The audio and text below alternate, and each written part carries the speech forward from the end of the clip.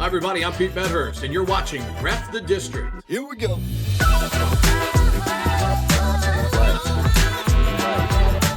Greetings and salutations. Welcome to Ref the District. I'm Nathan Perry. That's the Stoner. And today we're bringing you some Nats season baseball preview. That's right. The Washington Nationals kick off their season. And Stoner, it's going to be a doozy of a season, right? It's going to be a little unfortunate. Probably we're talking 3-digit losses. What are you most looking forward to? Because you are a season ticket holder. You get to go to the games, quite a bit. I'm a partial season ticket holder, and we're part of a group, so that makes it even less games. I only go to about 6 to 8 games a year, but still, is even as bad as the team might be this year. And there's hope. That's not all doom and gloom. There's hope. What I still enjoy going to the ballpark and walking it up to that stadium, up to the concourse, and seeing a baseball game being played. Yeah, that will never, ever, ever get old. So that's something to look forward to. Just going to a game. Yeah, absolutely. I think it's made quite the impression on my son Gavin, right? Because we've taken him to Commanders games and he kind of enjoys those. And I've taken him to Nationals games. I haven't made it out to a Wiz game with him or a Caps game, but he enjoys those baseball games so much. He spent some of his hard-earned money on a Nationals poster during this book fair that he had just like 2 weeks ago. Like out of the blue, he was just like, I'm going to buy myself a Nationals poster. I was like, sweet. He's a fan. So yeah, you do got some of that excitement for that. And I do think there are some reasons for optimism, even if, we're looking to be at the bottom of the standings, but we'll see exactly what we can expect because we're not going to be talking about this by ourselves, Stoner. In fact, we got a legend here in the DMV area and Mr. Do-It-All, Pete Medhurst from the Nats Talk Radio. Appreciate you jumping on with us, Pete. And I think I missed that name because I didn't actually have it up there, but no, it's Nats Radio Network is the proper name for where you're coming from, Pete. Appreciate you jumping on here with Ref the District, and I do have the applause ready for you as well. There we go. Glad to do it, guys. Good to be with you. So, Pete, you've kind of done quite a few different things and had a couple different roles within the Nationals kind of realm of things. PA announcement, play-by-play. You've probably passed out peanuts. What has been the most rewarding for you working with the Nationals organization? I mean, for me, selfishly, my own personal development as a broadcaster, working with Charlie Slows and Dave Jagler. They're two of the greatest in the industry at broadcasting baseball, and it's helped me immensely, especially when I broadcast Navy baseball games now. It helps me when I do that preparation, the different types of things that you have to do to make a better broadcast, and working with them, and obviously, let's face it, 2019 broadcasting 15 games of play-by-play during that magical season. That's by far the most rewarding because anytime you get a chance to be a part of a championship team, championship organization, the Nationals treated, their employees, first class way. Was able to get a championship ring out of that as well. So by far, that without question has to be the most rewarding thing about my time working with the Nationals so far, which, again, as you guys mentioned, sure, last season was tough, but it doesn't change the way you prepare. It doesn't change the way you go about your business in terms of broadcasting games, whether it be the play-by-play or the post-game shows like I get to do on the radio. Yeah. Before we get too much into the Nationals, and we'll take a nice little deep dive into this season upcoming, I wanted to ask you about baseball in general and the new rules. I mean, these are major rule changes, right? Especially with the pitch clock. And everything we're hearing out of spring training seems to be that everybody likes it, except for maybe the pitchers, right? But I mean, the fans love it, the executives love it, the front offices seem to love it. Baseball's moving fast. Are you a fan of these new rules, specifically the pitch clock? It's kind of, I'll give you kind of a loaded answer. I'm for it if it makes people come back to the ballpark and we get younger people at the ballpark and we get younger fans and a younger demographic back in the ballpark on a regular basis. If that happens, then yeah, the rules work. Pitchers, athletes, look, these are the best athletes in the world. They'll adjust to whatever rules you ask them to adjust to. Will they like it? No. But they'll adjust to it because that's what they do to play professional baseball.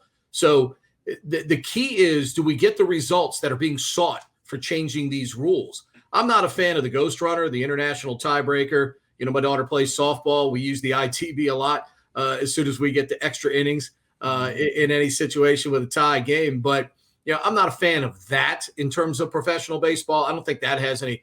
We kind of bastardize the game a little bit in that with that rule. Bigger bases, does a bigger base not be as slippery in the rain as a smaller base is?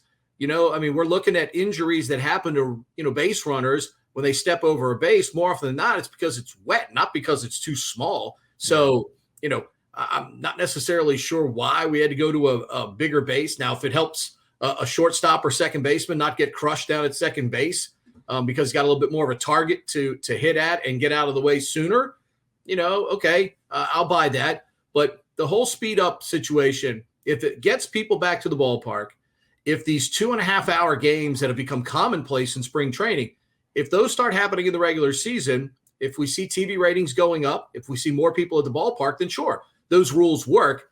But you have to achieve, said goals by changing these rules. And we won't know until we start seeing these games now when these guys get to keep the results that they're playing for.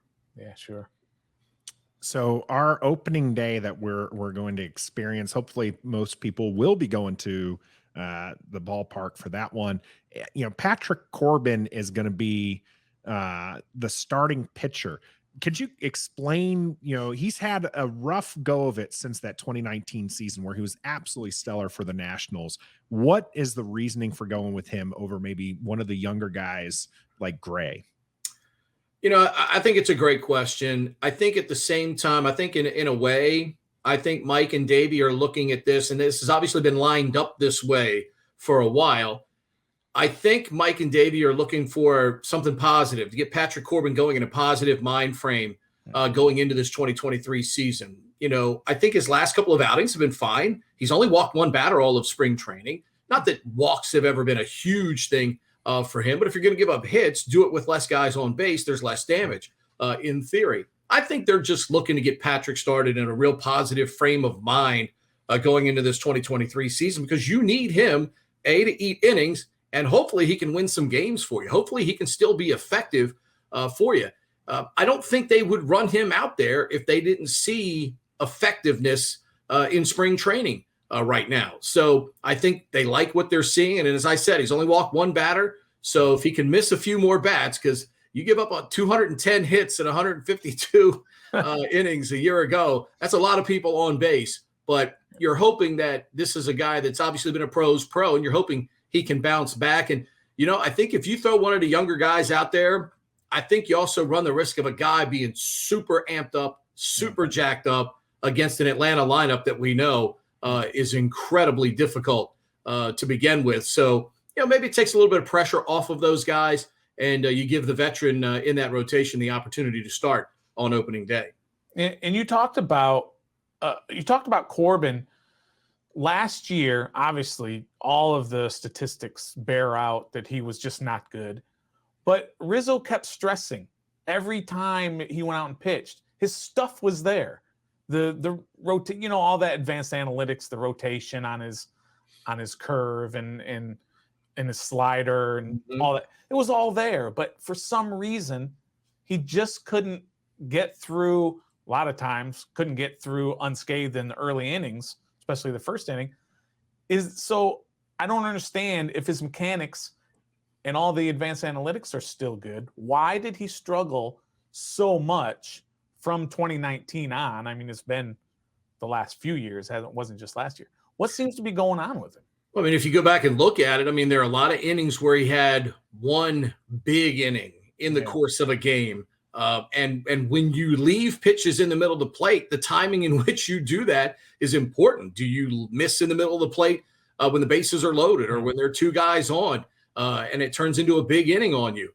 I think those were the things that found him last year. I mean, there were times where there were some innings that were just complete disasters for him. He would throw 6 innings in a game, and you'd be in the 6th inning. You go, man, how did he survive being around this long? Well, you go back and look, it was one bad inning sometimes that did him in. So timing of when you have a bad inning and leave a ball in the middle of the plate is important. Not only that, I mean, you look in this division, I don't care how good of a pitcher you are, you're going to give up hits in this division just based on certainly the top 3 lineups in the division between Atlanta, the Mets, and Philadelphia, even though Philadelphia is really taking some hits here, and they're going to have a couple of big holes in that lineup at the start of the year. So you've got to be great against those lineups to begin with. And if you even have B+ stuff or B- stuff against some of those lineups, they're good enough to make you pay. And again, when you leave one in the middle of the plate against those lineups and there's men on base, then it turns into a gigantic inning. And that happened to Patrick Corbin on several occasions last year. So, a lot of people, watch that World Baseball Classic. Trey Turner's doing some big things there for Team USA. Some people are still missing Juan Soto. Of course, Scherzer is elsewhere, not going to be the starting pitcher for opening day for Washington. But the Nationals did get some talent in return. Maybe not ready as Trey Turner or Juan Soto, but could you talk about some of these young guys like CJ Abrams, like Josiah Gray, like Keibert Ruiz? I mean, when you look at this team over a 10-year period, and Mike Rizzo likes to cite that 10-year period of competitiveness, and he's exactly right. This team, competed each and every year, gave you a chance every day when you came to the ballpark to potentially see a win over a 10-year period. But like with a lot of teams, as you make trades through those years to supplement the roster for the stretch run and your bullpen and maybe add an extra bat, at some point, you really, for lack of a better term, kill your farm system. Mm-hmm. And you give away. I mean, look, people don't ask you for garbage prospects in return for good talent. And, you give up some good players, and that's what's happened. And at some point, you have to make a difficult decision to reboot. Is it easy? Of course not. Is dealing with a Scott Boras client easy? Of course not. They've dealt with him on multiple occasions, and only when a player like a Steven Strasburg was willing to take a deferred payment, or Max Scherzer was willing to take a deferred payment. Well, there's some athletes that don't want to take the deferred payment. I mean, it's just the nature of the business. So at some point, you have to ask yourself, if we don't have a chance to sign this player long term, do we have to, cut bait and get as many good prospects? And if a couple of those guys hit, we have some core pieces for the next few years. Josiah Gray looks like he's going to be a guy that's going to be a core piece of the rotation for years to come. Keibert Ruiz just signed the extension. He's your catcher for a long time now here in Washington. Love his defensive mechanics. I think he's incredibly sound there. You're hoping that, his bat catches up, but you've got your catcher of the future signed up. And I think when you look at the potential excitement around the Elijah Greens, the James Woods, the Robert Hassels. You mentioned CJ Abrams. Clearly, CJ Abrams already looks the part defensively. I don't think we have to ask that question about this ball club with him in terms of defense. You've acquired pieces that look like they have potential, if those players continue to grow, that they could turn in to your next set of superstars for you. Now, also this year, there's a huge draft pick coming up with this team at number 2. They have to hit on this. This player can't miss. Yeah. They can't miss on this player. And I think that's going to be critical as well, because you got a couple of dudes that are really off to great starts in college baseball over the first month or so of the season. And you have to hit on this pick. This pick has got to be able to contribute for you. I don't want to say necessarily say right away, but very soon as you build toward the future here. Because let's face it, for years, they've picked in the bottom of the first round. They've not picked up at the top of the draft. When they have before, they had good players come to them, and Harper and Strasburg. And Anthony Rendon. You're hoping the same thing happens here now with this draft pick that comes up this year, because this is another piece that you acquire without having to give up assets to get. Yeah. And I asked our crack research staff to look at some numbers, and crack research staff right here, right in front of you. But some of the guys who were with that 2019 team, and if you add up all their salaries just for this year, Scherzer at $43 million, Rendon $38, Turner $27, Harper $27, Soto at $23 million on an arbitration agreement, which is crazy, $23 million. And then, of course, Strauss and Corbin, $35 and $24 million, respectively. That's $217 million. You knew you could not keep that core together, obviously. But their entire payroll this year is $79 million. And that includes Strauss and Corbin. Mm-hmm. That's such a drop-off from what they used to do in 2019 when they were in the 180s, top 5 in the league spending. Do you think this is completely related to the sale or pending sale, or is this a new philosophy that we're going to have to get used to around here for Nationals baseball? Yeah, see, I think it's too early to tell on that from a philosophical standpoint in terms of going forward. Do I believe that part of what Mike has been dealing with is, we don't know how long behind the scenes that the Lerner family had maybe, made it known they were looking to sell. And obviously Mike was dealing with some fiscal parameters. But, at the same time, you're hoping that going forward, either, there's a continued buy-in. Because, look, the Lerners wanted to build a championship team. Mr. Lerner, who just passed away, certainly behind the scenes that's what he wanted to see with this organization. Yeah. And Mike was able to do what he needed to do over a 10-year period to get that done.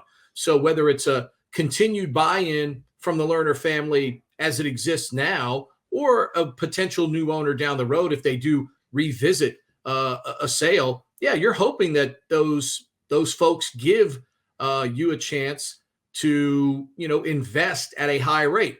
I will go back and say this, though. I think the one thing that crushed this organization was not being able to cash in on the 2019 World Championship, because you had nobody in the ballpark the year after that. Nobody. You didn't get that season ticket bump. You don't get the merchandise bump. You don't get the concession bump, the parking bump, nothing. You get nothing. They got zippy out of that. And I can't even begin to tell you the millions of dollars this organization didn't get a chance to earn in that 2020 season because of the pandemic coming right after their World Championship. It's almost like when you talk to other baseball people, it's almost like their World Championship team is kind of the one that's kind of been lost in the shuffle here, over the last few years. Maybe we'll have a 30 for 30 on ESPN one day, the 2019 World Champions, the lost team, because this organization did not get to take advantage. And so, even as fans and broadcasters, we didn't get a chance to toast that 2019 team properly, in the 2020 season. And you can't even count the millions of dollars that it cost this organization. There's no question about it. I noticed you've been flashing about that ring there. I've seen it pop up a couple times. That's my Navy bowl ring from 2015. So not quite the one that you got for the Nationals championship. That's one is locked up. Yeah, probably rightfully so. So that way it makes rare appearances when I'm at the ballpark, maybe working, but that's about it. So you talked a little bit on philosophy as far as like how to build a team. One of the things we're seeing in baseball is the shift to the long ball mattering, the home run. This team doesn't really have a long ball specialist. A lot of their players, especially these young key guys like CJ Abrams, they're more of a small ball contact type hitter. How's that going to play out in this season? Are we expecting maybe them to make the jump and get more than the 2 home runs CJ got last year? Or is this going to be more of a, the full length of the season, we're just going to expect some of this small ball? Yeah, I mean, I think based on the lineup, and I think what you got in the exhibition game today against the Yankees was kind of a preview of what you're going to see, most of the season right now. I mean, Alex Calls had a really good spring, hit a home run in the game against Nestor Cortez earlier today. But yeah, I mean, this team's not going to hit for a ton of power, but they have drafted players. They've acquired players that you're hoping eventually do hit for that. And I think that's where the Elijah Greens, the James Woods down the road looks like Elijah's going to start down at Fredericksburg, so local folks are going to have a chance to see him down I-95. And I believe James probably has a chance to start at AA this season. But I think those are your power guys eventually down the road. I mean, they brought in Matt Adams in spring training, hoping to see if Matt could maybe give them a little bit of power. And, he hit a couple of long balls during spring training, but, he said he would go to AAA, get some at-bats there. And if there was a need for him at the big league level, then, maybe they could bring him back up. But, from that standpoint, sure. But if you don't have the power, strategically, you got to do something else. Mm-hmm. So I don't think CJ Abrams is ever going to be a huge power hitter by any stretch of the imagination. But my goodness, you got to use his speed on the base paths. Mm-hmm. And Lane Thomas is a guy that has shown us he can run as well. So Davy's going to have to be very creative again with the lineup, using the speed when it's on base.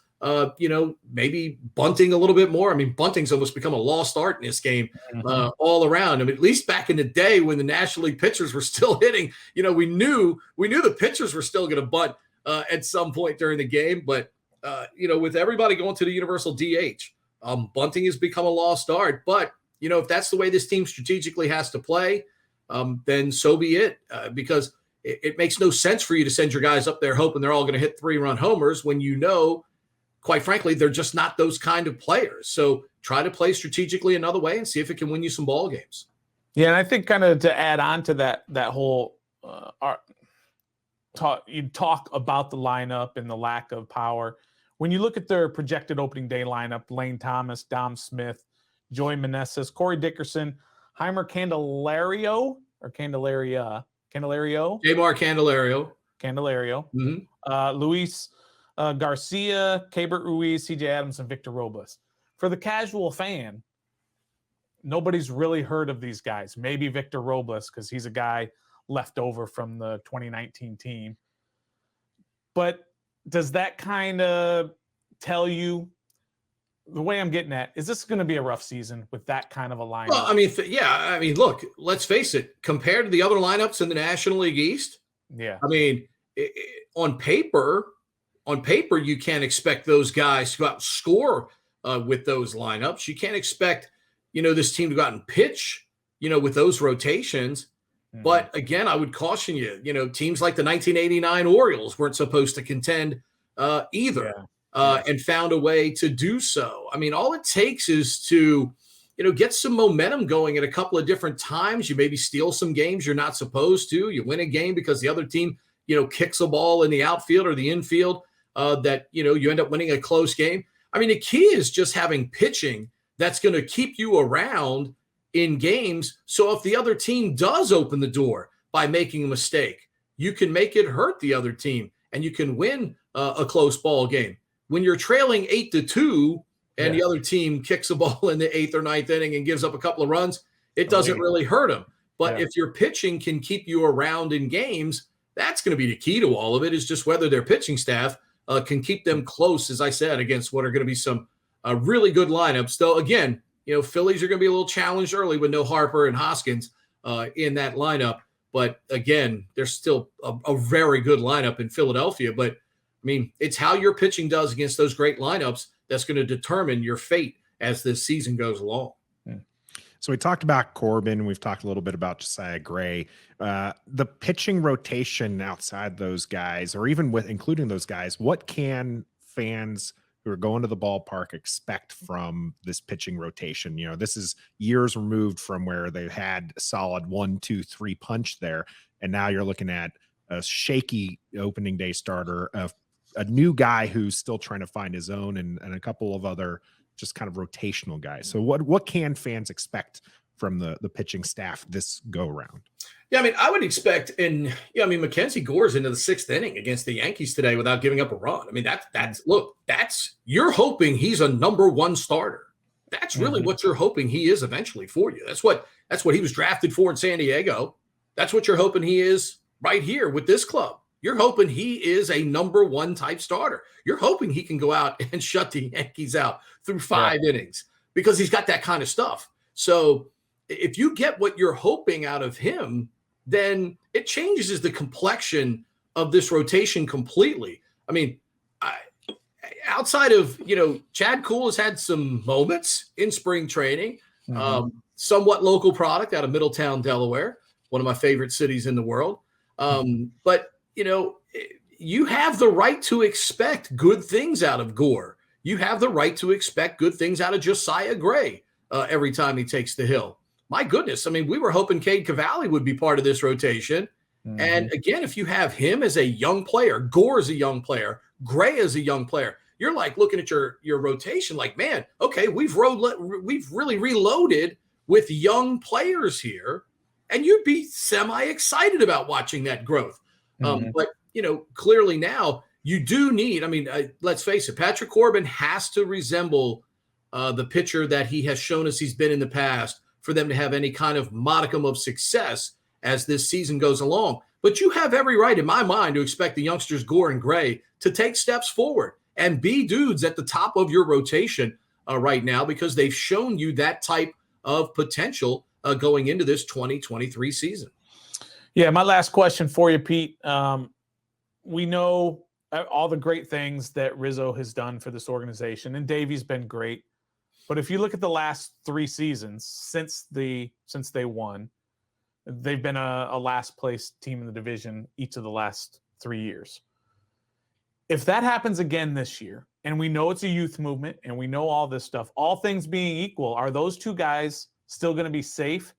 Take the ownership situation out, because if a new owner comes in, that just could change everything. But let's just say we're in that same ownership situation. You think those 2 guys are still safe with a 4th straight last place finish?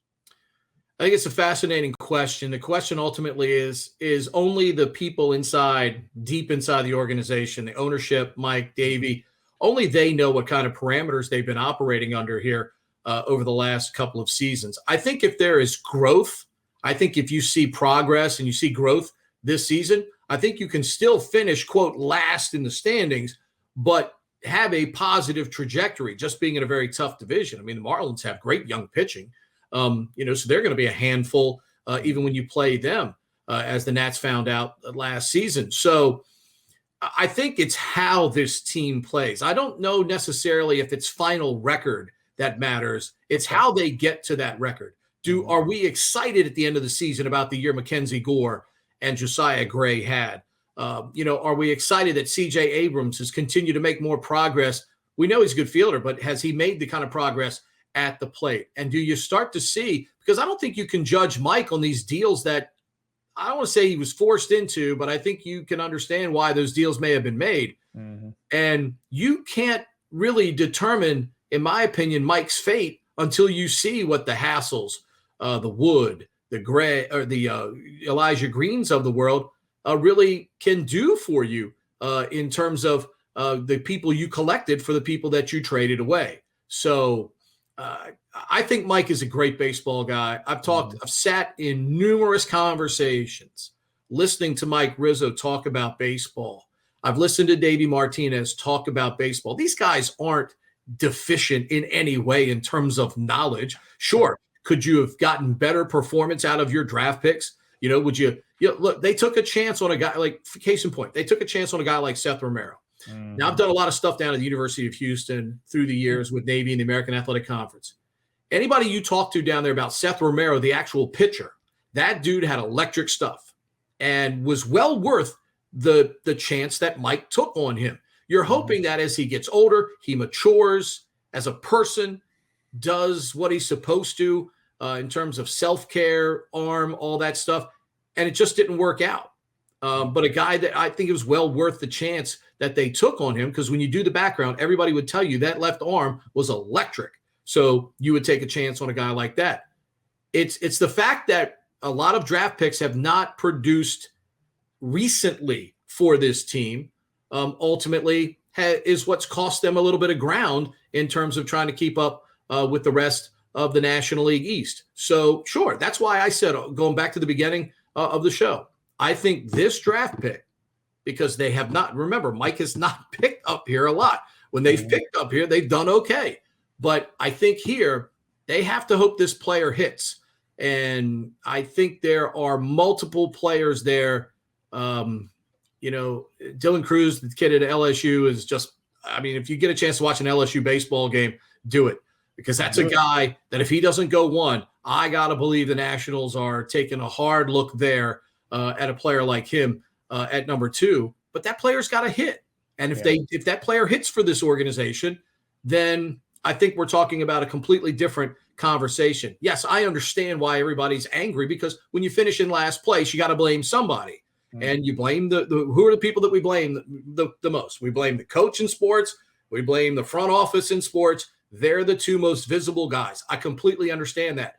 But having sat there through hours of conversations listening to those guys, they haven't forgotten how to manage baseball games. They haven't forgotten how to acquire players. They have great investment in Latin players, where some organizations have avoided it for years. So the structure is right, but you now have to you have to do better. There's no doubt about it. They've got to make better player acquisitions, and these young players have to develop. And that's something that I think you've seen the organization take a step forward this year. They've added a ton of support people that may have not been in the organization before. So are they catching up with the Joneses maybe in some cases? Sure. But at least ownership has allowed them now to go out and add some critical pieces of support staff that in theory will help make your organization better from top to bottom.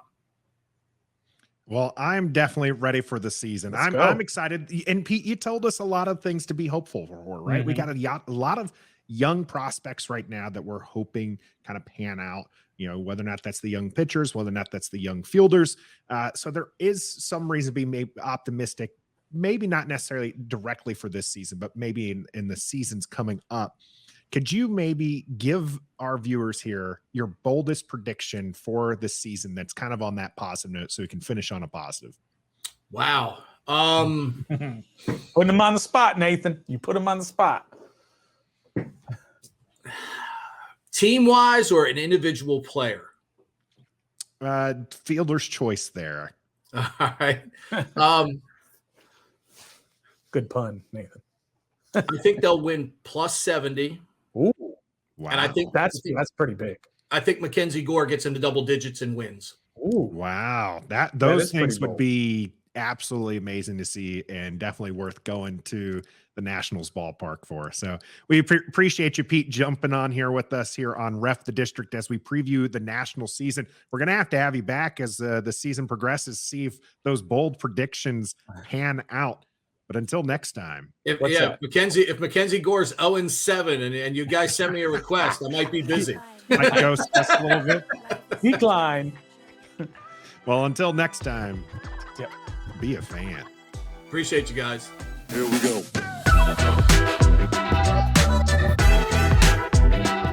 Hey y'all, it's Stoner from Ref the District. Do us a favor, hit that like button, hit that subscribe button. We really appreciate all your support.